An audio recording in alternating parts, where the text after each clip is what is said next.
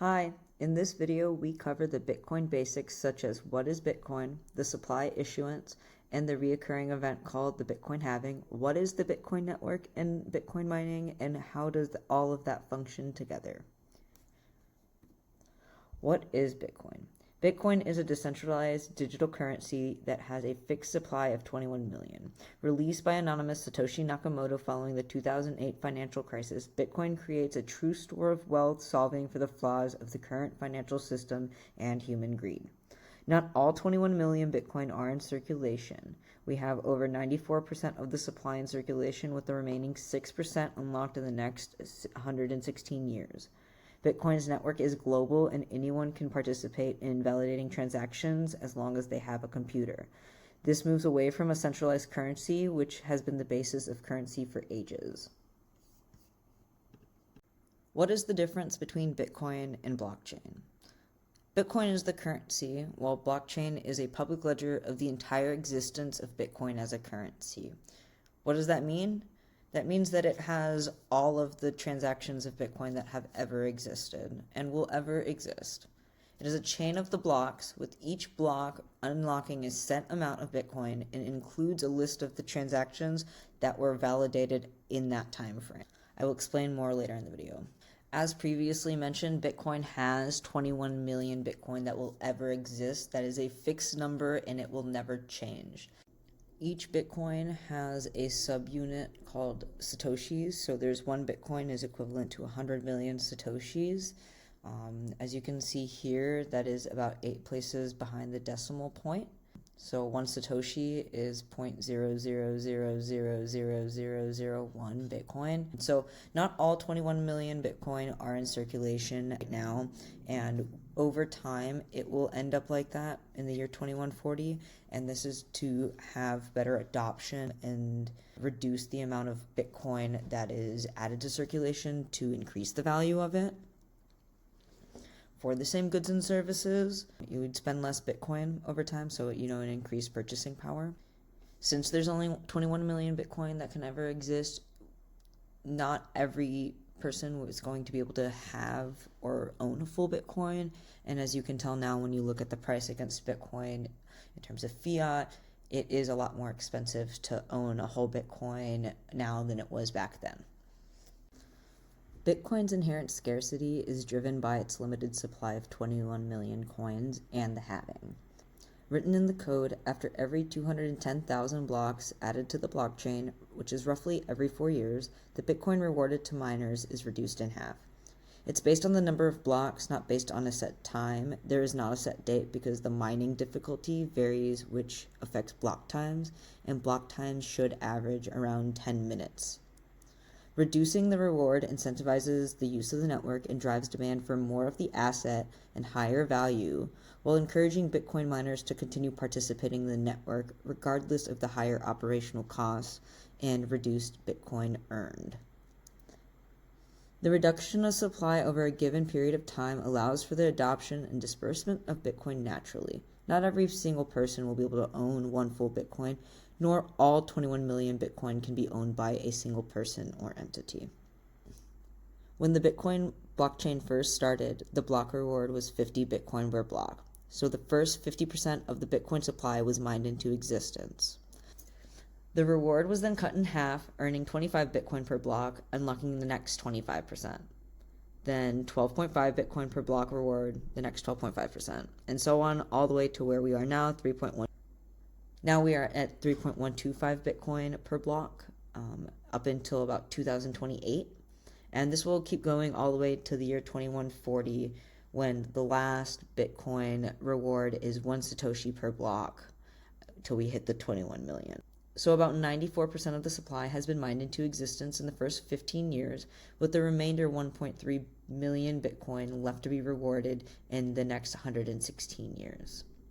Once all Bitcoin is mined into existence, the Bitcoin miners will continue to earn transaction fees. Now, right now, most miners compete for the block reward. However, a majority of the revenue does come from transaction fees. The busier the network, the higher the fees. Now that we understand how the Bitcoin supply is unlocked with the blockchain, let's break down what a block contains. Each block contains Bitcoin transactions that were validated at that time and unlock a set Bitcoin reward. Validating a transaction means checking the legitimacy of being able to spend that Bitcoin and having sufficient funds to spend. Transactions contain information such as transaction ID, the date and time, the from address, the to addresses and amount, which are also known as output addresses. You can have one or more in a single transaction, and the miner's fee. Supply is unlocked with each block mined. This adds to the circulating supply. Mining is the process of validating transactions and adding blocks to the blockchain. Blocks mined approximately every 10 minutes and can be faster or slower based on the hash rate and busyness of the network. What is the Bitcoin network and what is Bitcoin mining? So, Bitcoin mining is the process of contributing computer power to a globally distributed network to strengthen the network and validate transaction for a Bitcoin payout, also known as a miner's fee. So anyone can participate in the network as long as they have a computer and have access to the internet. And a miner is a combination of computer hardware and software. And the decentralized network itself is actually considered proof of work, where you are providing energy to validate these transactions, which is why it's called proof of work. How it works is when you want to send a Bitcoin transaction, you'll create a transaction. You'll provide information to the network, proving you have the ability to spend that Bitcoin, which means you'll sign the transaction, providing your private key or your XPub, and then send the transaction to the waiting room, which is also known as the mempool. And this is considered a broadcasted transaction. So once in the mempool, depending on the busyness of the network, the miners will pick up the transactions based on the set fees. So the higher fees, the faster your transaction will be confirmed. The lower fees, the longer it may take, but it just depends on if the network gets busy.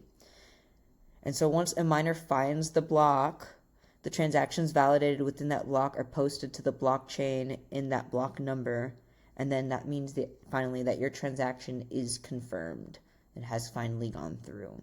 So that is Bitcoin network and the Bitcoin mining, and it being globally distributed means that anyone can provide to the network so that people can validate transactions and anyone can participate in the network. Bitcoin is stored on the blockchain, not on specific devices itself. So you use private keys to be able to access the Bitcoin, which is on the blockchain.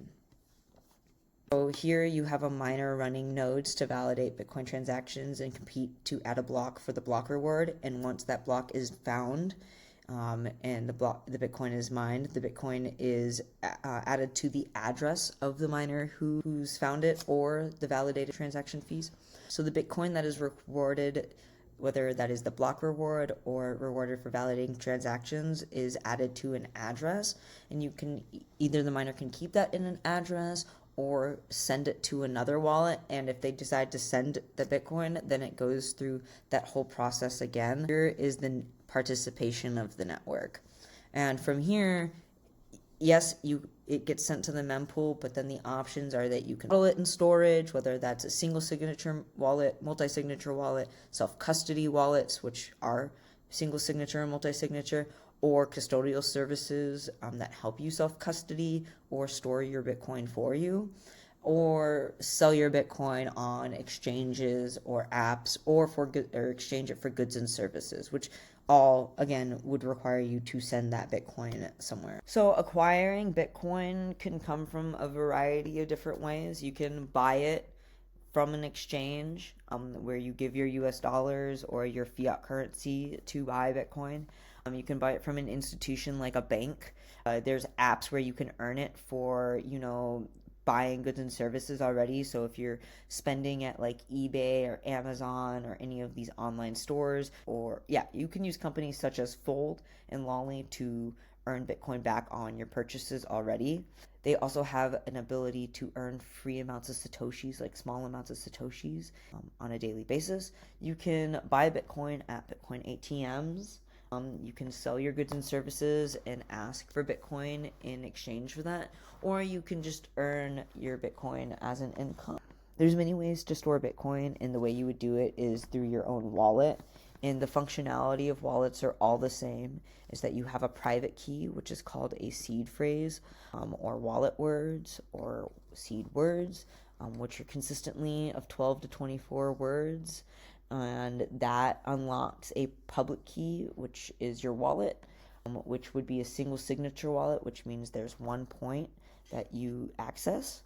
Single signature would mean that you require one private key or one set to spend those funds. You can equate this almost to like a bank account where you just need a login to be able to spend those funds if you so choose. Now, there's wallet products and services that allow you the ability to either do it online, like custody through them, or do it by yourself. You most of the times want to custody by yourself. And then there's hot wallets and cold wallets. One's already connected to the internet, which is a hot wallet, which are online wallets or exchange wallets. And then the most safe option is usually a cold wallet, which are considered hardware wallets. We're just signing mechanisms. They're not actually stored on the device themselves for hardware wallets. All right. And if you do want to take the step further of knowing how to walk through storing your own Bitcoin for self-custody, if you've acquired it through an exchange, you can set up your own wallet depending on if it's cold or hot. If you have a cold wallet, you want a hardware wallet already. And if you don't have a hardware wallet, you can acquire one just through Treasures or Ledgers. And then if you have a hot wallet or a warm wallet, you can use Coinbase wallet or any of the wallets that you so choose. Theia, Breeze, there's a variety of them. Highly recommend you do your research on the best wallets that suit you. All right, once you grab your address from the wallet that you have set up, you're going to locate the address. You can locate the address in the either deposit or receive section. There are different names depending on the wallet you are using. But once you are able to find that location, it's usually the same step every time. Then you're going to create your withdrawal by copying and pasting that address into where you are sending from. So if you are sending from an exchange or from like Cash App per se, you'll copy and paste that address into the to section. Make sure you are double checking all the characters before you send that transaction. And sending that transaction means to broadcast it to the network, and then you're going to just wait for the transaction to be confirmed on the blockchain. Usually after 6 confirmations, it is irreversible. 6 confirmations is 6 blocks, including the first block, which is when your transaction was added to the network. If you are interested in continuing your education, you can find if you are interested in continuing your education, you can send me an email at fluidcryptos@gmail.com to schedule a hands-on learning, or you can go through Gumroad and find scheduled calls through there. I also offer free educational material on my Substack and my Instagram. My Substack has written materials as well as like choosing your right storage for you, the questions to ask, and my Instagram has free videos and things to think about, and you can also ask questions on there. Thank you so much for tuning in. I'm grateful to be a part of your Bitcoin journey and to help guide you